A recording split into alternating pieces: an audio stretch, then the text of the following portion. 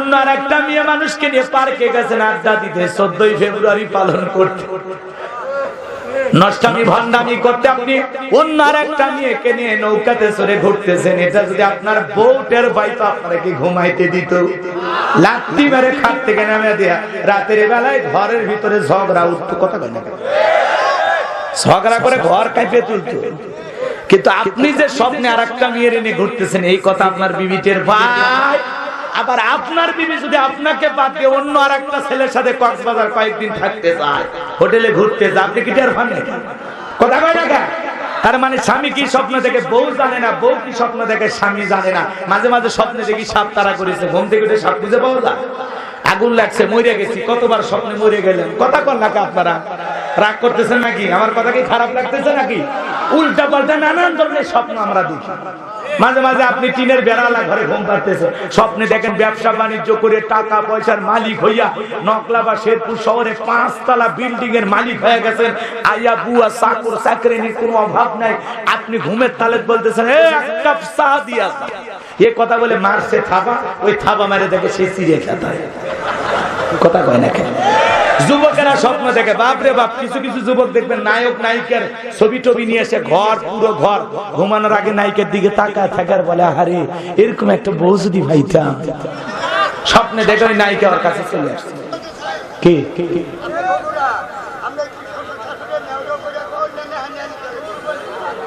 ওরে শ্বশুর শাশুড়ি কি বলি সেটা শুনবে। হ্যাঁ আচ্ছা আচ্ছা, কষ্ট নেন না। এদিকে মুরব্বী আমার বাজানেরা মন খারাপ করতেছেন, মন খারাপ করতেছেন। তাহলে স্বপ্নে আপনি কি দেখেন আপনার বিবি জানে না, আপনার বিবি স্বপ্নে কি দেখে আপনি জানেন না। স্বপ্ন তো স্বপ্নই, কথা বলে ঠিক কি না? আমার ভাইরা মাঝে মাঝে রাতে এত স্বপ্ন দেখি, একটার কথাও খেয়াল থাকে? খেয়াল থাকে? থাকে না? আমার একটু মনোযোগ দিয়ে কথাগুলো শোনেন। জনগণ ডেকে বলে বাদশাহ তো পাগলামি কথা, স্বপ্নের কথা আপনি বলবেন, স্বপ্নের ব্যাখ্যা আমরা দিব। বাদশাহ ডেকে বলে কিসের পাগলামি কথা, তোমরা নাকি গায়েব জানো। আর গতকাল রাতে কি স্বপ্ন দেখেছি এই গায়েবের খবর তোমাদের কাছে নাই। 7 দিনের আলটিমেটাম দিলাম, এই 7 দিনের মধ্যে আমি স্বপ্নে কি দেখেছি সেই কথা যদি বলে দিতে না পারো, স্বপ্নের ব্যাখ্যা কি হবে যদি বলে দিতে না পারো, 7 দিন পরে সবাইকে সুলিতে চড়াবো, ফাঁসি দিয়া মারবো। জালেমেরা কিছু না পারলে শেষে দাঁড়িয়ে হুমকি। বাদশাহ সামনে দেখছে জনগণের অপরাধ, তাহলে জনগণ কেন ফাঁসি দিয়ে মরবে? মরলে তুই ফাঁসি দিয়ে মর। এই কথা বল নাকি আপনারা? রাগ করতেছে? বাদশাহ খেপছে কেন? কারণ হলো তোমরা নাকি গায়েব জানো। গায়েবের এলাম কার কাছে? হে আল্লাহ ছাড়া দুনিয়ার কেউ গায়েব জানে? আমাদের সমাজে কিছু ভণ্ড পীরের আবির্ভাব হয়, ওরা বলে আমরা গায়েব জানি।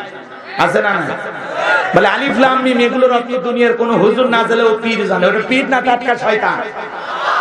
একটু 2 মিনিট। হযরত আবু মুসা আশআরী রাদিয়াল্লাহু তাআলা আনহু একটি এলাকার গভর্নরের দায়িত্ব পালন করতেছেন। সে এলাকার একজন মানুষ মুসলমান এসে বলে, ও নবীর সাহাবী, আমি একটা প্রশ্ন আপনার কাছে করব। আলিফ লাম মিম, আলিফ লাম রা, ইয়াসিন, তাহা। আল্লাহ রাব্বুল আলামিন যে এই যে কিছু কিছু সূরা শুরুতে এই যে ভিআইপি পাসওয়ার্ড গুলো দিয়েছেন, এগুলোর অর্থ কি? এগুলোতে আল্লাহ কি আমলের কথা বলেছেন? আমরা তো কিছুই জানি না।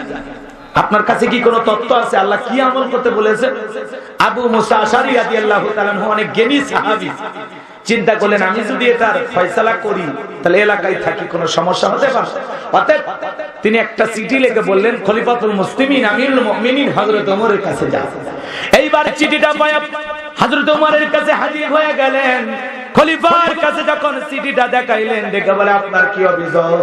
দেখে বলে খলিফা গো, আলিফ লাম মিম, আলিফ লাম রা, ইয়াসিন, তাহা, নুন, কফ, এগুলোর ভিতরে আল্লাহ পাক কি আমলের কথা বলেছেন আমরা তো কিছুই জানি না। আপনি কি আমাকে একটু বলবেন? হযরত ওমর ফারুক রাদিয়াল্লাহু তাআলা বুঝতে পেরেছেন এর ঘরে শয়তান ওয়াসওয়াসা দিয়েছে। খেজুরের ডাল দিয়ে পিটানো শুরু করলেন।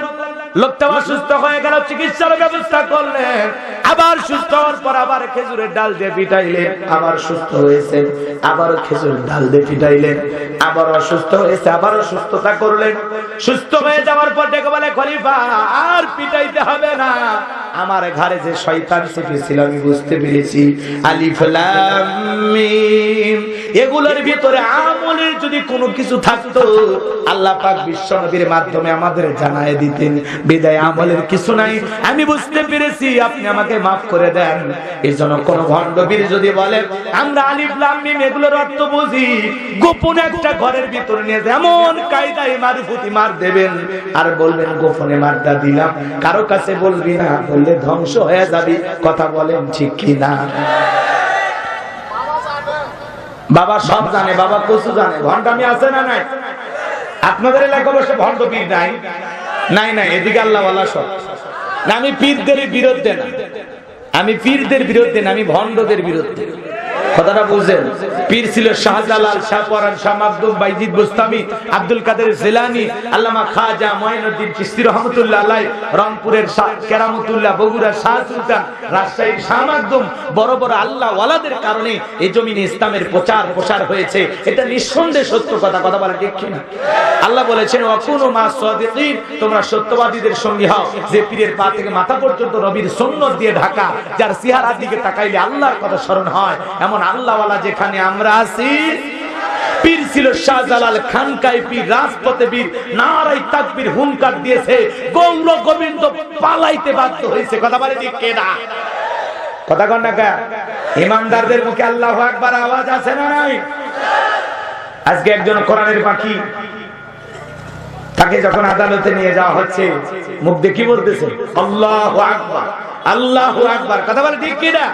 আমার ভাইয়েরা, এজন্য আল্লাহু আকবার এটা মুমিনের ঈমানটাকে জাগায়, মুমিনকে ভরসার জায়গা তৈরি করে দেয়। এটা মুমিনের হাতিয়ার, এটা মুসলমানকে জাগিয়ে তোলার স্লোগান। কথা বলে ঠিক কিনা? রাগ করতেছেন আপনারা? লিল্লাহি তাকবীর।